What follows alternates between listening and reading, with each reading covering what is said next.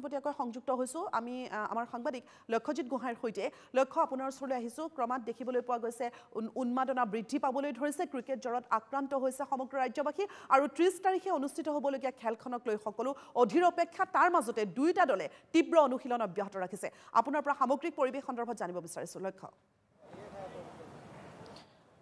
হয় মস্পিকা, চাওক যে কাইলৈ মেটছখনৰ কাৰণে মাজত আৰু প্ৰায় 24 ঘণ্টা বাকী আছে আৰু এনে সময়ছোৱাত দুয়োটা দল ইতিমধ্যে তেওঁলোকে অনুশীলন কৰিছে আৰু অনুশীলন কৰি তেওঁলোকে 2025-ৰ যিটো 18 সংখ্যক ছিজন, সেই ছিজনত প্ৰথম জয়ৰ সন্ধান চলাবৰ কাৰণে গুৱাহাটীত আহি উপস্থিত হৈছেহি। কাৰণ দুয়োটা দলে ছিজনৰ আৰম্ভণিতে তেওঁলোকে যিহেতু পৰাস্ত হ'ব লগা হৈছিল প্ৰতিপক্ষৰ সন্মুখত, এনে পৰিপ্ৰেক্ষিতত এতিয়া গুৱাহাটীৰ যিখন মেটছ হ'ব সেই মেটছখনৰ জৰিয়তে প্ৰতিটো দলে বিচাৰিছে যে তেওঁলোকে জয়ৰ সোৱাদ লওক আৰু যি IPL 18 সংখ্যক ছিজনৰ যিটো নম্বৰ তালিকা, পইণ্ট তালিকা, সেই পইণ্ট তালিকাত নিজৰ নাম সন্নিৱিষ্ট হওক। তাৰে যুঁজ কাইলৈ বৰ্ষাপাৰাৰ এছিয়া ষ্টেডিয়ামৰ সেউজ ঘাঁহনিত হ'ব। 22 গজৰ যুঁজ চলিব আৰু এক কথাত ক'বলৈ গ'লে দুয়োটা দল সাজু হৈছে। ইতিমধ্যে ৰিয়ান পৰাগ অধিনায়ক হিচাপে যিহেতু 3খন মেটছত থাকিব, কাইলৈ দ্বিতীয়খন মেটছ গুৱাহাটীত ঘৰুৱা খেলপথাৰ, ৰাজস্থান ৰয়েলছৰ ঘৰুৱা পথাৰ, লগতে ৰিয়ান পৰাগৰ ঘৰুৱা খেলপথাৰ। যি ৰিয়ান পৰাগে এইখন খেলপথাৰত খেলিয়ে তেওঁ আজি আন্তঃৰাষ্ট্ৰীয় পৰ্যায়ত জিলিকি উঠিছে, সেই ৰিয়ান পৰাগৰ নেতৃত্বত ৰাজস্থান ৰয়েলছে কাইলৈ অৱতীৰ্ণ হ'ব কলকাতা নাইট ৰাইডাৰ্ছৰ বিৰুদ্ধে। শ্বাহৰুখ খানৰ নেতৃত্বত, শ্বাহৰুখ খানৰ স্বত্বাধিকাৰ থকা এই KKRৰ সন্মুখত তেওঁ অৱতীৰ্ণ হ'ব আৰু ইতিমধ্যে সংবাদমেলৰ জৰিয়তে কৈছে যে ছানৰাইজাৰ্ছৰ বিৰুদ্ধে যিখন মেটছ অনুষ্ঠিত হৈছিল তাত যথেষ্ট হাই স্কৰিং এখন মেটছ হৈছিল আৰু সেই হাই স্কৰিং মেটছত বলাৰৰ যিটো দিশহাৰা হৈছিল, সেই দিশহাৰা হোৱা বলাৰসকলক যাতে মূল ট্ৰেকলৈ আনিব পৰা যায়, তাৰ কাৰণে টিম মেনেজমেণ্টে, অধিনায়কে, প্ৰশিক্ষকে কাম কৰি থকা বুলি ইতিমধ্যে ৰিয়ান পৰাগে স্পষ্টকৈ কৈছে। আৰু এনে সময়ছোৱাত এতিয়া তেওঁ ঘৰুৱা খেলপথাৰ আৰু ঘৰুৱা খেলপথাৰত কিন্তু ৰিয়ান পৰাগৰ সন্মুখত বা ৰিয়ান পৰাগৰ মন মগজুত এটা কথাই সোমাই আছে বুলি তেওঁ সংবাদ মাধ্যমত অৱগত কৰিছে যে কাইলৈ মেটছখনত তেওঁ কেনেকৈ জয়লাভ কৰিব পাৰে, কাৰণ প্ৰথমখন তেওঁৰ নেতৃত্বত দলে যিহেতু পৰাস্ত হ'ব লগা হৈছিল। আৰু এনে সময়ছোৱাত কলকাতা নাইট ৰাইডাৰ্ছৰ কিন্তু গুৱাহাটী বা অসমৰ ক্ৰিকেট অনুৰাগীৰ যিটো আৱেগ, সেই আৱেগ ল'বৰ কাৰণে পূৰ্ণ চেষ্টা চলোৱা পৰিলক্ষিত হৈছে। কাৰণ ইয়াত যিহেতু সংবাদমেল কিছু সময়ৰ পূৰ্বে KKRৰ ফালৰ পৰা দিছিল আৰু তেওঁলোকৰ যি বলিং প্ৰশিক্ষক আছে, বলিং প্ৰশিক্ষকে কৈছে যে কলকাতাও তেওঁলোকৰ এক প্ৰকাৰ এখন হোম গ্ৰাউণ্ড, কাৰণ কলকাতাৰ পৰা গুৱাহাটী বেছি দূৰ নহয়, সেয়েহে কলকাতা নাইট ৰাইডাৰ্ছৰ সমৰ্থক গুৱাহাটীত আছে বুলি তেওঁলোকে এটা আৱেগ ইতিমধ্যে সৃষ্টি কৰাৰ কাৰণে চেষ্টা চলোৱা পৰিলক্ষিত হৈছে।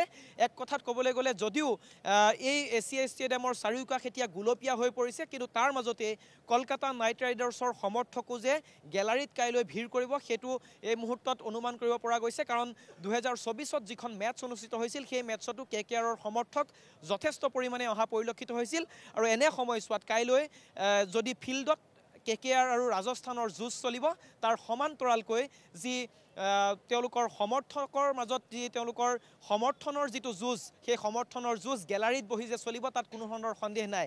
আৰু এই মুহূৰ্তত মই এইটোৱে জনাব বিচাৰিছোঁ যে কিছু সময়ৰ পূৰ্বে ইয়াত দুয়োটা দল আহি উপস্থিত হৈছিল। KKRে মূল খেলপথাৰত ফিল্ডিং আৰু ইয়াত যি নেট প্ৰেক্টিছৰ যি অনুশীলনস্থলী আছে তাতে তেওঁলোকে অনুশীলন কৰা পৰিলক্ষিত হৈছিল। তেওঁলোকৰ অনুশীলন প্ৰায় শেষ হৈছে আৰু এতিয়া ৰাজস্থান ৰয়েলছৰ যিসকল বেটাৰ আছে সেই বেটাৰসকলে এই আপোনালোকে যিটো দেখা পাইছে ফ্লাড লাইটৰ তলত তেওঁলোকে প্ৰায় 2 ঘণ্টা ধৰি তেওঁলোকে এতিয়াৰে পৰা বেটিং অনুশীলন কৰিব আৰু কাইলৈ মেটছখনৰ কাৰণে সাজু হ'ব। আৰু এনে পৰিপ্ৰেক্ষিতত যি ধৰণে ইয়াত আয়োজক বা যি ধৰণৰ এই দুয়োটা দল খেলুৱৈসকল সাজু হৈছে, তাৰ সমান্তৰালকৈ ইয়াত প্ৰশাসনৰ ফালৰ পৰাও ব্যৱস্থা গ্ৰহণ কৰা হৈছে। প্ৰায় ইয়াত 20,000 আৰক্ষী ইয়াত নিয়োগ কৰা হৈছে, তেওঁলোকে সকলোবোৰ নিয়াৰিকৈ চাব, কাৰণ 40,000 VIPৰ পৰা আৰম্ভ কৰি সাধাৰণ ইয়াত স্পেক্টেটৰ আহিব, যিহেতু ইয়াত ক্ৰিকেট দৰ্শক আহিব, যিহেতু এনে ক্ষেত্ৰত এই দৰ্শকসকলৰ সোমোৱা আৰু তেওঁলোকৰ শৃংখলাবদ্ধভাৱে গেলাৰীত বহিব পৰা ব্যৱস্থা যিটো কৰিছে, তাত যাতে কোনো ধৰণৰ বিশৃংখল পৰিস্থিতিৰ সৃষ্টি নহয় তাৰ কাৰণেও প্ৰশাসনৰ ফালৰ পৰা ব্যৱস্থা গ্ৰহণ কৰা হৈছে।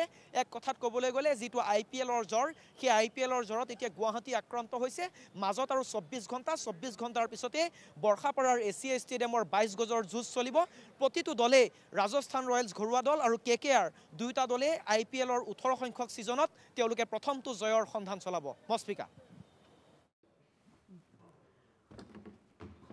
হয় লক্ষ্য এই মুহূৰ্তত আমি আপোনাক ধন্যবাদ জনাইছোঁ বৰ্ষাপাৰাৰ শেহতীয়া পৰিৱেশ আপুনি আমাক পোনপটীয়াকৈ দেখুৱালে এনেধৰণে দেখা পোৱা গৈছে দুয়োটা দলেই তীব্ৰ অনুশীলন অব্যাহত ৰাখিছে আৰু এই মেটছখনক লৈ দেখা পোৱা গৈছে সমগ্ৰ গুৱাহাটীবাসীয়ে নহয় সমগ্ৰ ৰাজ্যবাসী অধীৰ আগ্ৰহেৰে ৰৈ আছে অধীৰ অপেক্ষাৰে ৰৈ আছে আৰু মাত্ৰ কেইটামান দিনৰ মূৰতে দেখিবলৈ পোৱা গৈছে 30 তাৰিখে বৰ্ষাপাৰাত এখন হাই ভল্টেজ খেল অনুষ্ঠিত হ'ব